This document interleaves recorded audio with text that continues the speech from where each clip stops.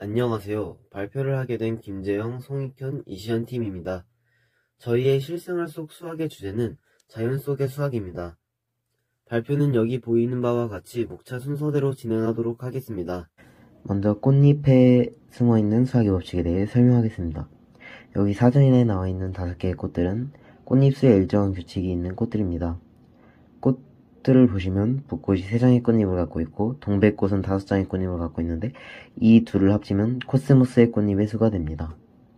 이 규칙은 바로 피보나치 수열인데요. 피보나치 수열이란 앞에 두 수의 합이 바로 뒤의 수가 되는 수의 배열로 어떤 남자가 벽으로 둘러싸인 장소에 한 쌍의 토끼를 둔다. 만약 각 쌍이 두 번째 달부터 매달 3개 토끼를 한 쌍씩 낳는다고 가정하면 그 해에는 몇 쌍의 토끼가 생성되겠는가? 라는 문제의 답인데요. 이 답을 생각해낸 사람은 이탈리아 수학자 피보나치입니다.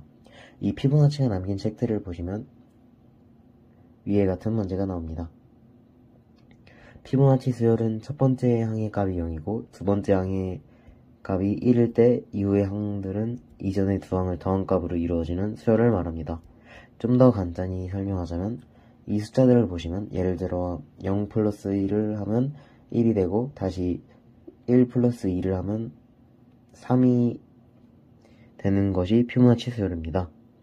그리고 피보나치 수열이 꽃에 들어간 이유는 꽃잎들이 이리저리 겹치면서 가장 효율적인 모양으로 암술과 수술을 감싸려고 피보나치 수만큼 꽃잎이 생겼다고 합니다. 저희가 이런 규칙을 다른 자연 속에서도 찾을 수 있습니다. 예를 들어 해바라기의 씨앗 부분과 파인애플, 솔방울 등의 많은 식물에서 그 형태를 찾아볼 수 있습니다. 다음으로 폐각류 속 황금나선에 대해서 소개하겠습니다. 폐각류란 여기 사진들에 보이는 것들과 같은 조개의 한 종류입니다. 여기 보이는 폐각류들 속에 황금나선이 숨어있다고 하는데요. 그럼 황금나선에 대해 알아보도록 할까요? 황금나선은 아까 앞에 언급된 피보나치 수열과 연관되어 있는데요. 피보나치 나선은 변의 길이가 피보나치 수열로 증가하는 정사각형들의 내부에 그린 호들을 연결한 곡선을 의미하는데 피보나치 나선이 황금비에 매우 가까운 일정한 각도로 회전한다는 사실 때문에 황금나선이라 불리게 되었습니다. 여기서 황금비에 대해 간단하게나마 설명해 드리겠습니다. 황금비는 인간이 생각하는 가장 아름다운 비율이라고 합니다.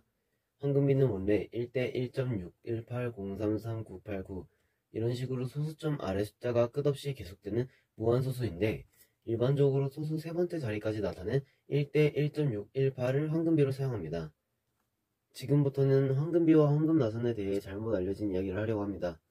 보통 자연의 형태나 예술작품 및 건축물 등 어디서든 황금비를 찾아볼 수 있다고 많은 사람들이 주장합니다.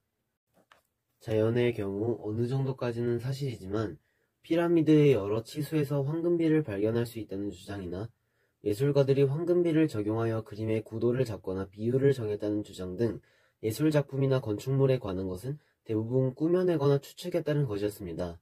심지어 황금비가 가장 만족할 만한 비를 가지고 있다는 주장 또한 잘못된 것이라고 합니다. 앵무족의 껍데기도 잘못된 예시 중의 하나입니다.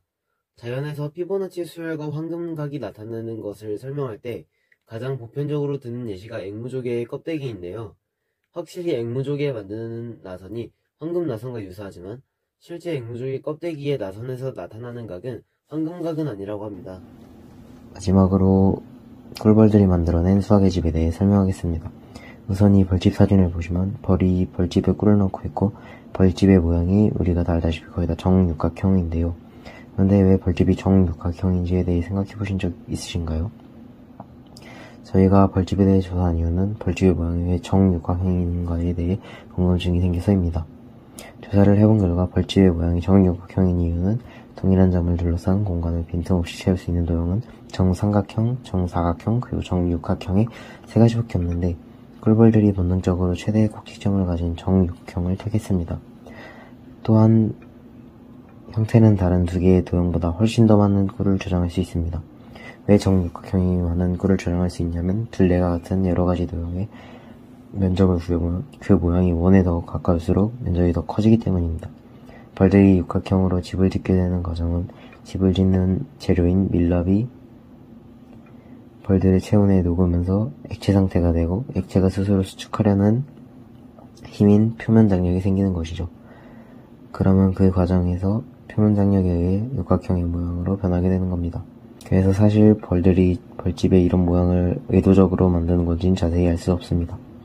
여기까지가 저희가 조사한 자연 속 수학의 예시들입니다. 이렇게 우리가 돌아다니며 쉽게 접하는 자연 속에서 다양한 수학을 찾아보며 우리의 생활이 수학과 큰 연관이 있다고 생각하게 되었습니다.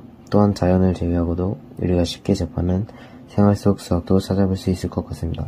이상 저희의 발표를 들어주셔서 감사합니다.